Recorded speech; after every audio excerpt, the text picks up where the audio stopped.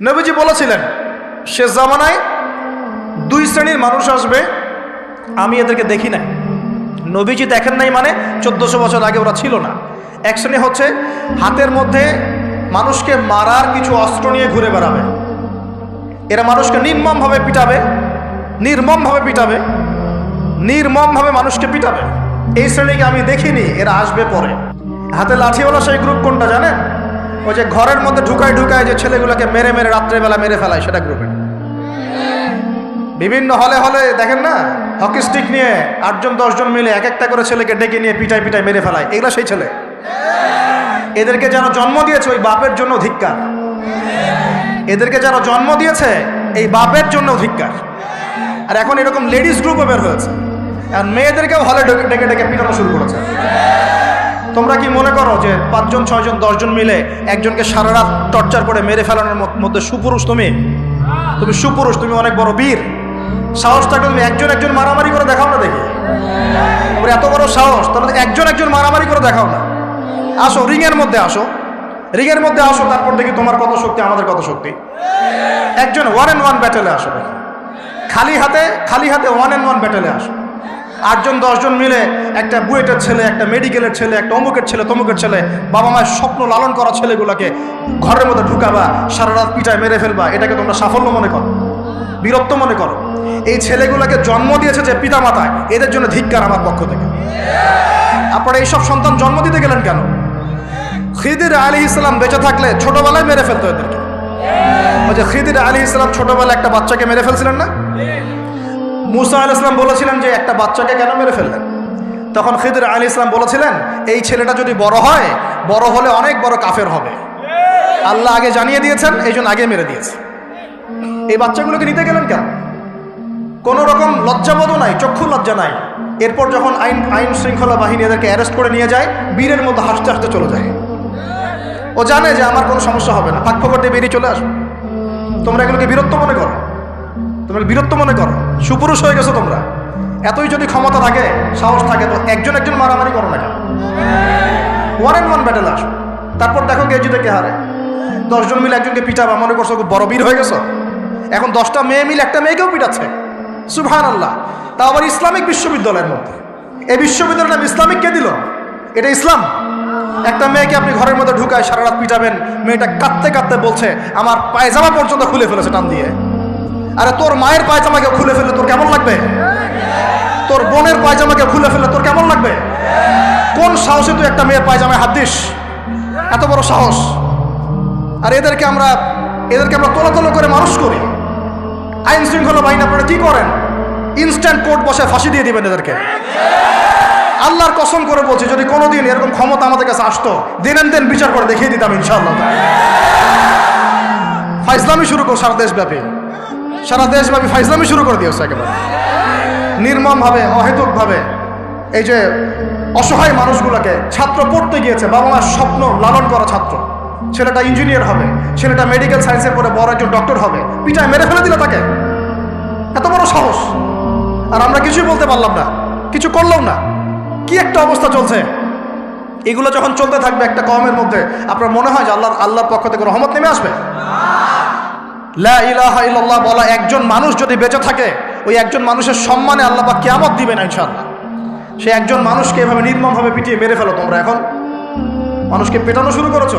নবী সাল্লাল্লাহু আলাইহি ওয়াসাল্লাম শেষ জামানের হাদিস সম্পর্কে বলেছিলেন যে আমি এক শ্রেণীর মানুষকে দেখি নাই যারা আসবে, মানুষকে নির্মমভাবে মারবে, মানুষকে পিটিয়ে মারবে। আর কোরআন খুলে দেখেন, একটা জাতির কথা আল্লাহ পাক বলেছেন। এই জাতির নাম হচ্ছে আদ জাতি। কোন জাতি ভাই? এই আদ জাতিকে আল্লাহ পাক ধ্বংস করেছিলেন ঝড় দিয়ে। আল্লাহ পাক এই কওম সম্পর্কে বলেছেন ওয়াইদা বাতাসতুম জাব্বারিন। ওরা শিরক কুফর তো করতোই, কিন্তু এর পাশাপাশি একটা বড় পাপ করত। ওই পাপটা হচ্ছে এরা যখন মানুষকে পেত, পিটিয়ে মেরে ফেলতো, নির্মমভাবে পিটিয়ে মেরে ফেলতো। এই আদ জাতির পাপ তোমরা করা শুরু করেছো। এখন আমাদের শহরে এগুলো চলছে না? এখন দিনে দুপুর রাস্তাঘাটে এগুলো চলছে। শিক্ষা প্রতিষ্ঠানে গিয়ে এগুলো মাস্তানি করতে গিয়েছো তোমরা। আবার তোমরা মাহফিল করে আমাকে ডাকো ওয়াজ নসিহত করতে। আমার সাথে এগুলোর কোনো সম্পর্ক নেই। আর আমার কাছে তোমরা ভালো কিছু পাবা না। আমার কাছে ইনশাআল্লাহ হকটাই পাবো, বাতিল পাবা না ইনশাআল্লাহ। আমার ভাই হয়ে যদি এই কাজ করো, আমি তোমার চেহারা পর্যন্ত দেখতে যাবো না ইনশাআল্লাহ। আল্লাহ রাব্বুল আলামিন আমাদেরকে উমরের শাসন দান করুন বলে আমি একটা মাস উমরের শাসন যদি চলে না দেখবেন সব লাইনে চলে আসছে ইনশাআল্লাহ। একটা মাস খালি একটা মাস খালি ধর্ষণের বিচার করা শুরু করেন, ধর্ষণ করার সাহস খুঁজে পাবেন ইনশাআল্লাহ। ওয়াজ মাহফিলগুলোকে দিনের এই পবিত্র আমানতগুলোকে অনেক জায়গায় ঠাট্টা মশকরার পাত্র বানানো হয়েছে। কোথাও দেখা যায় যে ওয়াজ মাহফিল সিজনে যে বললাম ডিজে জিকির চালু করা হয়েছে, ফাইজলামি শুরু করছো দিন নিয়ে, তোমরা ফাইজলামি শুরু করছো। আবার বলছো 22 বছর থেকে ওয়াজ করি, 22 বছর থেকে মানুষকে হাসাও, এটা বলতে পারো। 22 বছর ওয়াজ আবার কখন করলাম? থ্রেট করো যে চোখ গরম করবা না। আল্লাহর কসম যদি ক্ষমতা থাকতো হাড্ডি পিটায় ঠিক করে রাখিতাম ইনশাআল্লাহ। ওয়াজ মাহফিলের মঞ্চকে বসে তোমরা ডিজে জিকির বানাবা, এখানে ওয়াজ মাহফিলে ডিজে জিকির শিখাবা, মানুষকে বাউল বানানো শুরু করেছো, গাল গল্প কেচ্চা কাহিনী শুরু করেছো। ইনশাআল্লাহ তাআলা অচিরেই এই উম্মতের মধ্যে এমন নেতৃত্ব আসবে ইনশাআল্লাহ, যে নেতৃত্বের আন্ডারে ইনশাআল্লাহ তাআলা জমিন থেকে জুলুমের শেকড় উপরে যাবে ইনশাআল্লাহ। আমরা আল্লাহর কাছে দোয়া করি আল্লাহ পাক আমরা বেঁচে থাক যেন আল্লাহ পাক নিয়ে আসেন ইনশাআল্লাহ। সারা দুনিয়া জুড়ে ফাইজলামি শুরু হয়ে গেছে, সারা বিশ্ব জুড়ে এই যে পশ্চিমাদের যে আগ্রাসন, মুসলিম বিশ্বের আনাচে কানাচে অসহায় মুসলিমদেরকে নির্যাতন করা হচ্ছে নির্মমভাবে। একটা বাচ্চা সে জানে না যে শিয়া কি সুন্নি কি, বোম মেরে নষ্ট উড়িয়ে দেওয়া, মাথার খুলি উড়িয়ে দেওয়া। একটা বাচ্চা, একটা মা জানে না শিয়াইজম কি সুন্নিজম কি, মিসাইল মেরে বোম মেরে হত্যা করে দেওয়া। ফাইজলামি শুরু হয়েছে সারা বিশ্ব জুড়ে, এগুলো চলতেছে। সারা বিশ্ব জুড়ে মিডিয়ার মধ্য দিয়ে মুসলিমদেরকে আজকে সন্ত্রাসী বানানো হয়ে গিয়েছে। সারা বিশ্বে রক্তও ঝরবে আমাদের, আবার আমাদেরকেও সবাই সন্ত্রাসী বলে বেড়াবে। নাটক শুরু করেছে, নাটক। সারা বিশ্ব জুড়ে সবচেয়ে শান্তিকামী মানুষ কারা? আমরা, অন্য কেউ আছে? সারা বিশ্বের মানুষের, নিরীহ মানুষের রক্ত কাদের হাতে লেগে আছে? আমাদের হাতে। আমরা ইরাকে মানুষ হত্যা করেছি, আমরা আফগানিস্তানে মানুষ হত্যা করেছি, আমরা উইঘুরদেরকে হত্যা করেছি, আমরা রোহিঙ্গাদেরকে হত্যা করেছি, আমরা বিগত 12, 14, 15 বছর ধরে সিরিয়াতে বাচ্চাদেরকে হত্যা করেছি, বিগত প্রায় 70 বছর থেকে প্যালেস্টাইনে আমরা মানুষকে হত্যা করেছি। আমরা কি এই যে লেবানন, জর্ডান এই জায়গাগুলোতে মানুষকে আমরা মারছি? তাহলে সারা বিশ্বে আমাদেরকে আজকে সন্ত্রাসী কেন বলা হবে? কি কারণে বলা হবে? আর আমরা কেউ কোনো কথাও বলি না, মন থেকে ঘৃণাও করি না। এই কথাগুলো বলবেন কারা? বলবেন তো আলেম ওলামারা। এখন যদি আমরা এই ওয়াজ মাহফিলের স্টেজগুলোকে সার্কাসের মঞ্চ বানিয়ে ফেলি, এই আমানতের হক কে আদায় করবে? কে আদায় করবে? আল্লাহ পাক আমাদের সবাইকে বোঝার তৌফিক দান করুন। আমরা আশা করি ইনশাআল্লাহু তাআলা আমাদের উপরে যারা আছেন তাদের বোধোদয় হবে ইনশাআল্লাহু তাআলা। আমরা কারো শত্রু নই, ইসলাম কারো শত্রু নয়, কারো খারাপ চায় না। ইসলাম চায় সমাজের ন্যায় প্রতিষ্ঠা হোক, এবং ন্যায়টা যে কারো হাত দিয়ে প্রতিষ্ঠা হোক, কোনো সমস্যা নাই। এক্স ওয়াই জেড যেই হোক না কেন, যার হাতে ন্যায় প্রতিষ্ঠা হবে আমরা তার জন্য দোয়া করবো ইনশাআল্লাহ। আর যে অন্যায়কে প্রশ্রয় দিবে, প্রতিষ্ঠা করবে, আমরা তার ধ্বংসের জন্য আল্লাহর কাছে দোয়া করবো ইনশাআল্লাহ। আর আল্লাহ পাকের গজব যখন নেমে আসবে কেউ ঠেকাতে পারবে না ইনশাআল্লাহ। আমি বলে দিয়েছি প্রথমেই, সবকিছু মালিককে, সব ক্ষমতা কার হাতে? প্রিয় যুবক ভাইয়েরা, স্পেশালি আগামী দিনে ইসলামের পতাকা হাতে নিয়ে বিশ্বকে চ্যালেঞ্জ করার জন্য এখন থেকে প্রস্তুত হয়ে যান।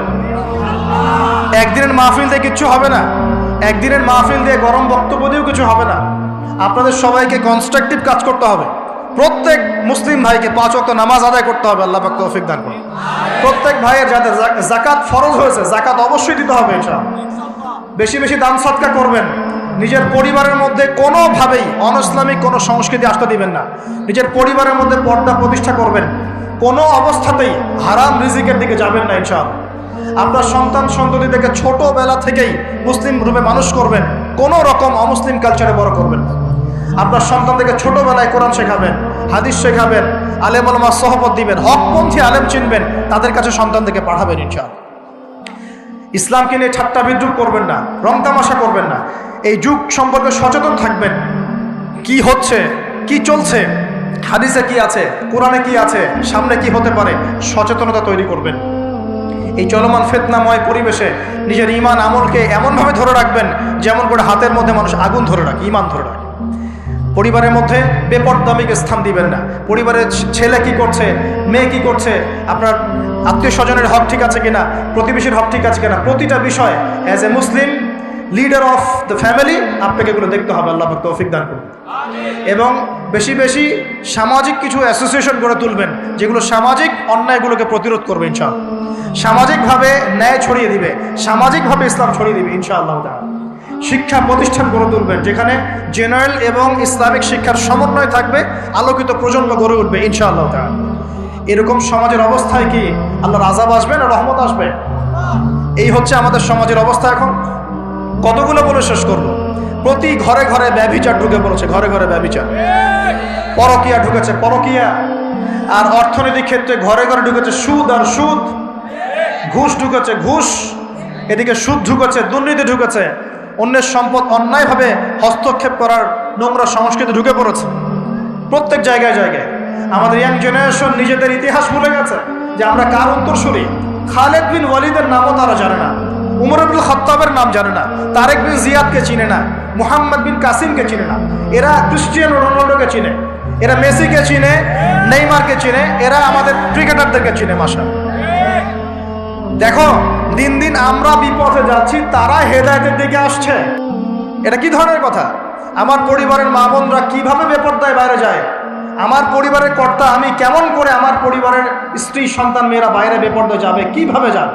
আমি তো পরিবারের কর্তা, আমি পরিবারের স্বামী, আমার স্ত্রী কেমন করে বেপরদায় বাইরে যাবে? আমার ছেলে কেন নামাজ পড়বে না? নামাজ না পড়ে সে ভাত খাবে কিভাবে? নামাজ না পড়ে আমার পরিবারে আমার ছেলে ভাত খাবে কিভাবে? আমার মেয়ে কেমন করে ভাত খাবে? অতএব পরিবারটাকে শক্ত করেন, হালাল খান, সামাজিকভাবে ইসলামটাকে এগিয়ে নেন, ইনশাআল্লাহ দেখবেন একদিন বড় পরিসরে ইসলাম কায়েম হয়ে যাবে ইনশাআল্লাহ।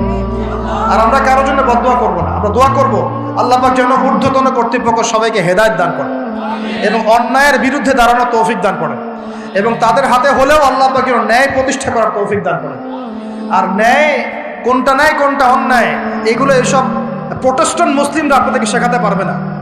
যারা ইসলাম, কোরআন, সুন্নাহ, সমকালীন বিশ্ব ইতিহাস, অর্থনীতি, সংস্কৃতি, দেশীয় কালচার সব সম্পর্কে জ্ঞান রাখে, এই মানুষরা আপনাকে বলতে পারবে কোনটা সত্য কোনটা মিথ্যা, কোনটা হক কোনটা বাতিল। একজন কবর পূজারী আপনাকে কি হেদায়েত দিবে? একজন মাজার পূজারী আপনাকে কি হেদায়েত দিবে? একজন বেদাতি আপনাকে কি হেদায়েত দিবে? হেদায়েত তো নিতে যান খালি ওদের কাছে, আর জ্ঞানী মানুষকে তো মূল্যায়ন করেন না। যারা বুদ্ধি বিক্রি করে খায় ওদের কাছে পরামর্শ নিচ্ছেন। আর কিছু বিষয় বলতে বলতে মুখের ফেনা উঠিয়ে দিলাম, তারপরেও কোনোদিনও বললেন না যে হ্যাঁ কথাটা গ্রহণ করা যায়। কি আশ্চর্য! যখন একটা সমাজের মধ্যে এই পাপগুলো ছড়িয়ে পড়বে তখন আল্লাহ পাকের গজব আসবে, এটা আসবেই। প্রতিরোধ কিভাবে? প্রতিরোধ করার কোনো সুযোগই নাই, আপনাকে প্রতিকারও করার কোনো সুযোগ নাই। তওবা করে আল্লাহর কাছে ফিরে আসতে হবে, এটাই সলিউশন, এটাই সলিউশন। এই যে আমরা শহরের কথাই বলছিলাম, আমাদের সমাজের অন্যতম বড় একটা কিয়ামতের আলামত হচ্ছে উঁচু উঁচু বিল্ডিং নির্মাণের প্রতিযোগিতা। নবীজি জীবনের শেষের দিকে যে হাদিসগুলো বলেছেন, শেষের দিকে, তার মধ্যে কিয়ামতের বড় দুইটা আলামত বলেছেন। তার মধ্যে একটা হচ্ছে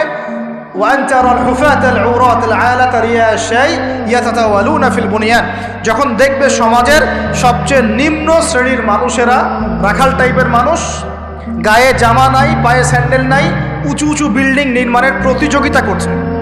ধনীরা বিল্ডিং নির্মাণ করবে এমনটা নবীজি বলেন নাই। নবীজি বলছেন গরিব, ফকির, মিসকিন, গায়ে কাপড় নাই, স্যান্ডেল নাই, এরা বিল্ডিং নির্মাণ করবে না, প্রতিযোগিতা করবে একে অপরের সাথে। এখনকার আরব বিশ্বটের জাজল্যমান দৃষ্টান্ত, এখনকার আরব বিশ্বটের জাজল্যমান দৃষ্টান্ত। অনেক সলফে সালেহিন বলেছেন এখান এই হাদিস থেকে আরবদেরকে ইশারা করা হয়েছে। এটা আমাদের ঢাকার মতো চলে আসছে। কালকে যার এক জায়গা টাকা পয়সা ছিল না, আজকে 10 তলা 20 তলা ফ্ল্যাটের মালিক। কিভাবে সম্ভব? সুদের মধ্য দিয়ে সম্ভব, দুর্নীতির মধ্য দিয়ে সম্ভব, কালো টাকার মধ্য দিয়ে সম্ভব, অন্যের সম্পদ অন্যায়ভাবে হস্তক্ষেপ করার মধ্য দিয়ে সম্ভব। আর মাশাআল্লাহ, যার একটা 5-10 তলা বাড়ি আছে আমাদের শহরে, অন্য মানুষকে মানুষই মনে করে, ভাড়াটিয়াকে মনে করে যে তেলাপোকা, ককরোচ, ছিছি করে তার আছে। কত যে শর্ত! কোনো কোনো সময় এমনও হয়েছে মানে বাড়ি ভাড়া চাইতে গিয়ে যে বেইজ্জত হতে হয়েছে, মনে হলো যে বাড়ি ভাড়া চাইতে গিয়ে মানে নিজের সম্মান নিজে নষ্ট করে ফেললাম আর কি। সুবহানাল্লাহ। কারণ যখন নিম্ন শ্রেণীর মানুষের কাছে অর্থ আসে তখন কিন্তু এদের মধ্যে কালচার আসে না, কালচার আসে না। সম্পদ আসে ঠিকই, কিন্তু কালচার, সভ্যতা আসে না। তারা অসভ্যই থেকে যায়। কাকে সম্মান দিতে হবে কাকে দিতে হবে না সেটাও জানে না। কথা বুঝতে পারছেন? এটা আমাদের সমাজ এখন চলছে, হাইলি কনস্ট্রাক্টেড বিল্ডিংসের প্রতিযোগিতা। আর আমরা বলবো কেন, এই যে এখনকার সেকুলার রিপোর্টগুলোই বলছে বেশিরভাগ বিল্ডিংয়েরই দেখা যায় যে কোনো রকমের ভিত্তি নাই। এই 5-6 মাত্রার ভূমিকম্প হলেই সব ধরধর করে পড়ে যায়। আরও এই যে অহংকার, আমি একটা ফ্ল্যাটের মালিক, ঢাকা শহরে মনে হচ্ছে যেন পরিচয়ের মানদণ্ড হচ্ছে এটাই। জিজ্ঞাসা যদি করেন যে ভাই আপনার নাম কি করেন, বলবে ওই যে ফ্ল্যাটটা দেখছেন 10 তলা ওইটা আমার। ভাবখানে এমন হচ্ছে এটাই তার পরিচয়ের মানদণ্ড। সে কি করে, তার শিক্ষাগত যোগ্যতা কি, কোন প্রফেশন, এগুলো বড় কথা নয়। ওই যে ফ্ল্যাটটা দেখছেন 6 তলা ওইটা আমার। অনেকে এসে পরিচয় দেয়, আমি অমুক পার্টির অমুক, আমি অমুক পার্টির তমুক, আমি অমুকের সাধারণ সম্পাদক, আমি অমুকের সভাপতি। এগুলো পরিচয়, এগুলোই মানুষের পরিচয়। আমি অমুক দল করি, তমুক দল করি। পরিচয় কি তোমার? তুমি কি এই পরিচয় দিয়ে কালকে আমাদের মাঠে আল্লাহর সামনে দাঁড়াবা? তোমার পরিচয়টা কি? পরিচয় হচ্ছে তোমার শিক্ষাগত যোগ্যতা কি, তুমি সমাজকে কতটুকু সার্ভ করতেছো, তোমার ইলমি যোগ্যতা কি, তুমি 5 ওয়াক্ত নামাজ পড়ো কিনা, তুমি ইসলামপন্থী কিনা, তোমার সুন্নত আছে কিনা, তুমি দিনের জন্য কি করো, এগুলো তোমার পরিচয়। আল্লাহ রাব্বুল আলামিন আমাদের কথাগুলো বোঝার তৌফিক দান করুন। আমাদের সমাজে হাইলি কনস্ট্রাক্টেড বিল্ডিংসের এগুলো প্রতিযোগিতা চলছে। দেখেন, বিল্ডিং নির্মাণ করা পাপের কিছু নয়, কিন্তু এগুলোর মধ্য দিয়ে অহংকার করাটাই পাপের। আর অহংকার করলে আল্লাহ পাক এগুলোকে ধসিয়ে দিতে সময় নেবেন না। আল্লাহ পাক আমাদেরকে বোঝার তৌফিক দান করুন। আমাদের সমাজে রন্ধে রন্ধে এগুলো চলছে। আমানতের খেয়ানত, অবিশ্বাস, সুদ চলছে, জেনা চলছে, ফ্ল্যাটে ফ্ল্যাটে জেনা চলছে, ফ্ল্যাটে ফ্ল্যাটে জেনা। জেনা মানে শুধু শারীরিক ইলিগেল ফিজিক্যাল রিলেশনশিপই নয়। জেনার মধ্যে চোখের জেনা আছে, কথার জেনা আছে, চলাফেরার জেনা আছে। নবীজি বলেছেন শেষ জামানায় এক শ্রেণী মেয়ে আসবে যারা পুরুষের কাপড় পরে ঘুরবে। এটা দেখার জন্য আপনি ঢাকার শপিং মলে চলে যান। শপিং মলে যান, কিয়ামত দেখতে পারবেন। কিয়ামত কাকে বলে? কিয়ামত কাকে বলে? কেউ কেউ দেখা যায় সুন্দর সুন্দর বোরখা বানিয়ে নিয়েছে, যে বোরখাগুলো পরেও তার মানে শরীরের কাঠামো স্পষ্ট বোঝা যাচ্ছে। এখানে আপনি কাকে দায়ী করবেন, কাকে দোষ দিবেন? অবৈধ সম্পর্ক ঢাকা শহরে রন্ধ্রে রন্ধ্রে ঢুকে গেছে। অবৈধ সম্পর্ক, টিনেজ 8-10 বছর, ক্লাস 8-এ পড়ে, ক্লাস 9-এ পড়ে, 10-এ পড়ে, এদের মধ্যে ইলিগেল সম্পর্ক চলছে। ইউনিভার্সিটিতে পড়ে, স্কুল কলেজ পাশ করে বিশ্ববিদ্যালয়ে গিয়েছে, ব্যাস ও মনে হয় যে একেবারে পাখা ওর গজায় গেছে, যা ইচ্ছা তাই করতে হবে। মেয়েকে দিয়েছেন একটা স্মার্টফোন, ব্যাস নষ্ট হয়ে গেছে। ছেলেকে দিয়েছেন একটা বাইক, ও দেখ মাদকের আসরে বসে আছে। কি একটা অবস্থা! এই যুব সমাজ কি আগামী দিনে ইসলামের পতাকা বহন করবে? এই যুব সমাজকে দিয়ে ইসলামের বিজয় লাভ হবে, নাকি আমাদের একটা ঈমান দীপ্ত যুব সমাজ দরকার? কোনটা? আল্লাহ পাক আমাদের সবাইকে আল্লাহর পক্ষ থেকে ঈমান দান করুন। আর আমি আর লম্বা করতে থাকলে সারা রাত যাবে গা।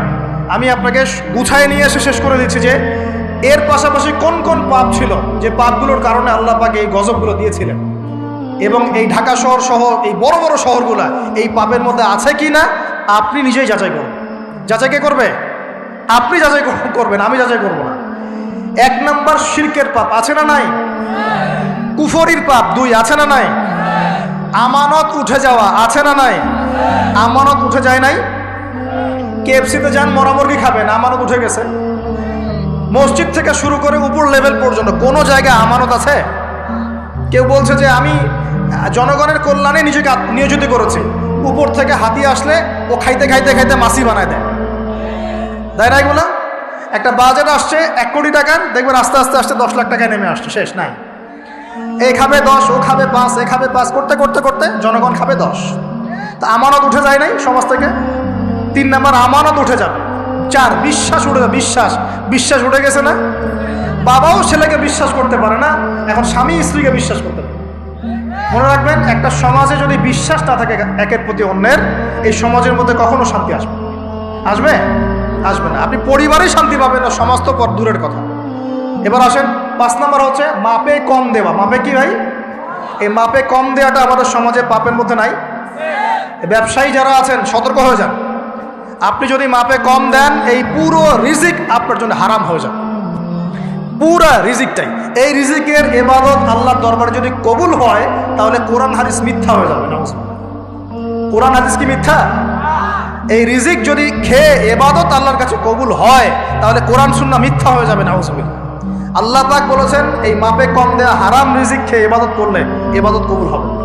পৃথিবীতে সর্বপ্রথম কওমে মাদিয়ানকে ভূমিকম্প দিয়ে ধ্বংস করে দেওয়া হয়েছিল। তাদের প্রধান অপরাধ ছিল মাপে কম দেওয়া, যেটা আমাদের মধ্যে ছড়িয়ে পড়েছে। মাপে কম দিচ্ছি আমরা, মাপে যারা কম দেয়, এই পাপের কারণে সমাজের মধ্যে দুর্ভিক্ষ নেমে আসে। আমাদের অর্থনৈতিক অবস্থা এমন জায়গায় দাঁড়িয়ে আছে না, দুর্ভিক্ষ যদি চলে আসে অবাক হওয়ার কিছু নাই। দুর্ভিক্ষ চলে আসলে আপনার অবাক হতে পারেন, আমি অবাক হব না। এমন একটা জায়গায় দাঁড়িয়ে আছে, প্রতিটা পণ্যের দাম অলরেডি বাড়া শুরু হয়ে গেছে। কিছু কিছু বৈশ্বিক কারণ আছে, এগুলোর কারণে যেমন বাড়ছে, আবার কিছু কিছু আমাদের নিজস্ব মানবসৃষ্ট কারণ আছে, এই কারণেও বাড়ছে। মানবসৃষ্ট কারণগুলো বুঝতে হলে আপনাকে বেসিক কিছু অর্থনীতি বুঝতে হবে। এটা পড়াশোনা করেন, দেখবেন আমি গত লেকচারে বলেছি। আল্লাহ রাব্বুল আলামিন আমাদের সবাইকে হালাল খাওয়ার তৌফিক দান করুন।